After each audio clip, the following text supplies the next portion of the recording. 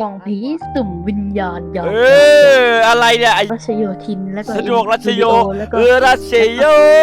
ขอให้โอกาสกับฉันได้ไหมโอ้ดีดนิ้วก็ล้มแล้วมั้งบทกูนี่ เฮ้ย เฮ้ย อะไรวะ ตาหมุนใบลาน ผู้ใดปาดปั้งลืมเล่นไปเชี่ยเลียวจงเล่นในที่ก่อนก่อนต้องยังรู้มิฉะนั้นจักต้องมีอันเป็นไป ไอ้ แหงว่าเยอะโดน อันนี้ประมาณ6 โมงเย็นนั่นน่ะ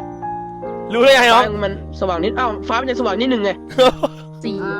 ผมมาว่ะ วิญญาณแห่งป่าดงป่งไปสิ่งอยู่กลางในกิ่งการต้นไม้จะเกิดไว้ออกละหากมัวแต่เกียดกันอาจจิ้นจีวี โอ้ยออกเลยเออย่าเหืออย่าเหืออย่าเหือ หัวขยับตัวไม่ขยับ เห็นโอ้ย โอ้ยโอ้ยไอ้บางละจันเอาหัวมึงเป็นงั้นน่ะโกดไรเดอร์เมืองไทยนี่